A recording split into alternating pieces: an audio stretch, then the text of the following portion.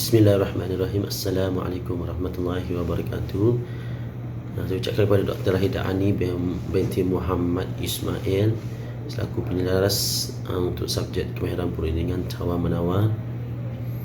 Untuk makluman kepada kami daripada 4 orang ahli kumpulan, iaitu saya sendiri As-Samad bin Cinuddin 2599570, ahli kumpulan yang kedua Zulkarnain bin Muhammad 258-922, ahli kumpulan yang ketiga Nur Syafiqah binti Zainuddin 258-804, dan ahli kumpulan yang keempat Samsul Firdaus bin Syahidan 258-860. Di antara tajuk yang kami pilih untuk dalam tugasan kali ini ialah mengenai isu Pulau Batu Putih di antara negara Malaysia dan Singapura.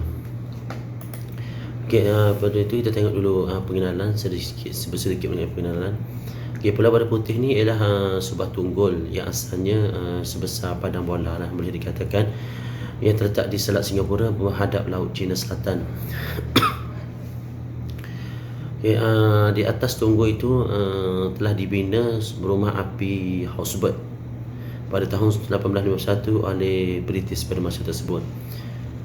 Pulau Batu Putih ini di Singapura dikenali sebagai Pedra Branca, yang bermaksud batu putih. Mereka di Indonesia dipanggil Batu Putih. Okay, kedaulatan Pulau Batu Putih telah menjadi titik perbalahan antara Malaysia dan Singapura. Okay, rumah api Housebird ni terletak di pulau itu untuk memudahkan laluan kapal meretasi laluan air. Contohnya apabila nelayan Malaysia berada pada ombak besar dan sawan, Pulau Batu Putih kerap dipilih sebagai tempat perlindungan kerana kedudukannya yang strategik. Oleh kerana Pulau Batu Putih itu dikawal oleh bot polis Singapura, nelayan Malaysia telah dilarang menangkap ikan di sana sejak 20 tahun sebelumnya. Dah lama dah maksudnya.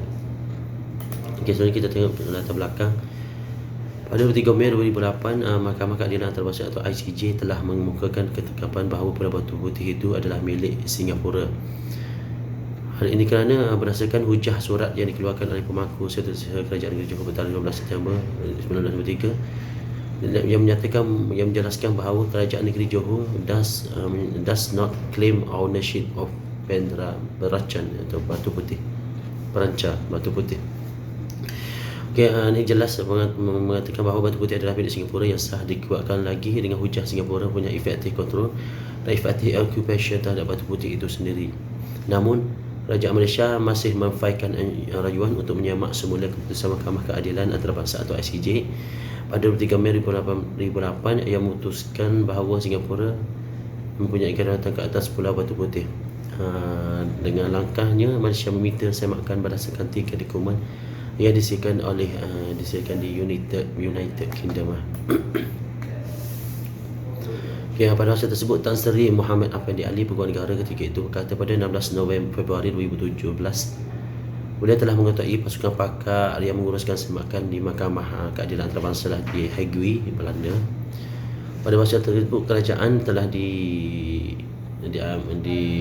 dipegang oleh Kerajaan Pakatan Harapan atau PH yang diketuai oleh Perdana Menteri Tun Dr. Mahathir Mohamad, telah menarik balik permohonan semakan pada 2018. Sejurus sebelum kes itu ditetapkan untuk dibicarakan di Mahkamah Keadilan Antarabangsa pada 11 Jun 2008. Namun pada 9 Oktober, Perdana Menteri Datuk Seri Ismail Sabri Yaakob mengumumkan penubuhan semula kumpulan petugas khas untuk menjalankan analisis penuh, menilai dan menawarkan langkah yang boleh diterima dengan meminta pendapat pakar-pakar perundangan antarabangsa untuk mengkaji semula undang-undang dalam perkara tersebut. Okey, sekian saja pembentangan untuk bahagian saya. Untuk bahagian yang seterusnya akan dibentangkan oleh Encik Zulkarnain bin Muhammad. Dipersilakan. Assalamualaikum, saya Zulkarnain bin Muhammad 258-922. Saya akan menerangkan mengenai isu Pulau Batu Putih. Isu Batu Putih meletakkan hal milik asal Malaysia ke pulau itu dengan tuntutan Singapura yang jauh kemudiannya yang bermula dari 1980. Pada 14 Februari 1980, Singapura membantah peta sepadan maritim Malaysia yang diterbitkan pada tahun sebelumnya yang menunjukkan Batu Putih milik Malaysia. Malaysia telah menjalankan penyelidikan meluas di pelbagai institusi di 12 negara berbeza di seluruh dunia, termasuk Malaysia, selama hampir 30 tahun sebelum pembicaraan lisan kes itu. Kehadiran Singapura di pulau itu semata-mata untuk membina dan menyelenggara rumah api di sana dengan izin penguasa wilayah. Johor tidak menggantikan kedaulatan Malaysia ke atas Batu Putih. Seterusnya, peranan pihak yang terlibat. Pertikaian antara Malaysia dan Singapura berhubung Batu Putih atau Petra Peranca telah diselesaikan pada tahun 2008 oleh Mahkamah Keadilan Antarabangsa. Keputusan itu adalah untuk memberi pemilikan Singapura ke atas Pulau Batu Putih, manakala Malaysia diberi kawalan ke atas Middle Rock, sebuah formasi batuan kecil di selatan Pulau Batu Putih. Keputusan ICJ juga memutuskan bahawa kawasan ketiga yang menjadi perbalahan harus diuruskan bersama oleh kedua-dua negara.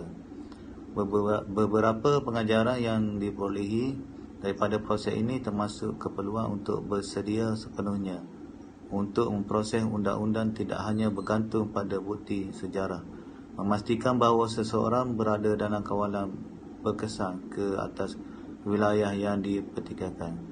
Kemudian saya serahkan kepada kawan saya. Sekian, terima kasih. Assalamualaikum warahmatullahi wabarakatuh. Nama saya Syamsul Firdaus bin Syaidan, nombor metrik 258860. Saya akan menyambung perbincangan daripada rakan saya mengenai perundingan tawar-menawar Pulau Batu Putih yang terletak di bersepadan Malaysia Singapura, iaitu di selatan negeri Johor. Okey, dalam bab ini saya akan membentangkan mengenai analisis yang dibincangkan dalam isu pertikaian Pulau Batu Putih ini. Pada asasnya, Malaysia adalah sebuah negara perayaan pantai yang mempunyai selat antarabangsa yang sangat sibuk, kedudukan sepadan maritim yang bertindan dengan negara-negara jiran yang berdekatan serta memiliki laut yang kaya dengan sumber asli. Malaysia juga melakar dan mengemaskini semua sepadan maritim untuk menunjukkan dan melaksanakan aktiviti yang sewajarnya di perayaan negara dan melapor kedudukan sepadan maritim negara kepada negara-negara PBB. Dan sudah menjadi kewajipan semua pihak yang berkaitan dengan memastikan peristiwa kehilangan Pulau Batu Putih serta tidak mengulanginya lagi dan tidak bersikap mengambil mudah mengenai wilayah dalam Malaysia yang merupakan wilayah kedaulatan negara. Oleh kerana itu, pihak luar sentiasa bersedia untuk mengambil kesempatan ke atas kealpaan yang kita lakukan. Lebih-lebih lagi yang berkaitan dengan pertikaian antara Malaysia dan Singapura yang berhubung dengan Pulau Batu Putih atau Petra Peranca. Analisis dari hujah-hujah yang dinyatakan oleh Singapura dan Malaysia seperti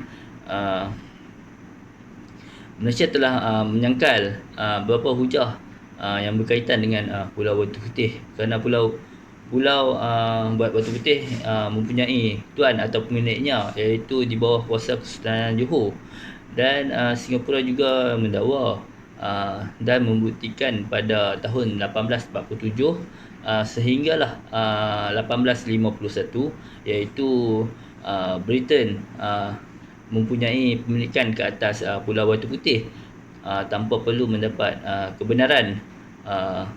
sebarang kebenaran daripada Sultan tempatan.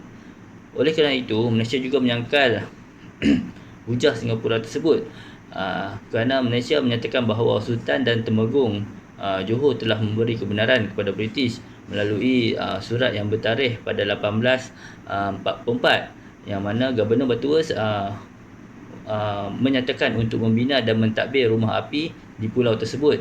Selain itu, Singapura juga mendakwa berjaya membuktikan dalam tempoh tahun 1847 hinggalah 1851 di mana British memperolehi hak kedaulatan ke atas Pulau Batu Putih tersebut dengan memenuhi syarat-syarat kriteria, iaitu niat dan kegiatan yang menggambarkan British mempunyai hak kedaulatan.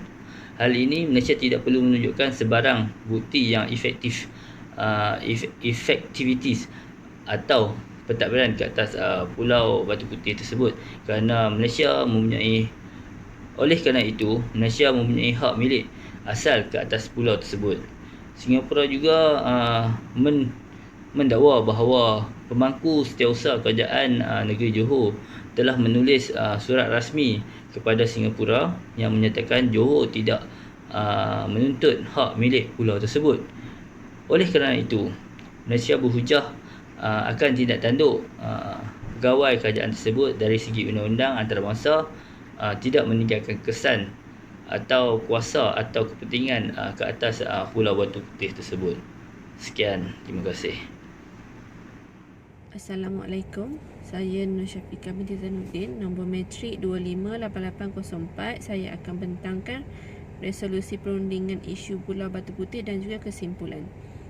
Jika perundingan dilakukan dengan berkesan, perunding akan mendapat keputusan yang baik dalam resolusi perundingan.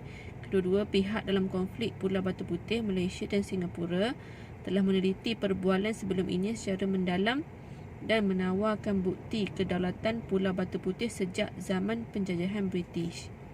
Sejarah pertikaian dan konfrontasi sebelum ini mengenai Pulau Batu Putih telah memberikan beberapa panduan kepada perunding kedua-dua pihak tentang cara untuk menjayakan dan mengatasi konflik tersebut. Sebagai resolusi perundingan yang lebih saksama, kedua-dua pihak bersetuju untuk membawa perselisihan itu ke Mahkamah Keadilan Antarabangsa. Perunding kedua-dua pihak bersetuju bahawa kesukaran itu bermula apabila Malaysia memutuskan untuk memasukkan Pulau Batu Putih dalam peta, menyatakan bahawa Pulau Batu Putih adalah di dalam wilayah Malaysia.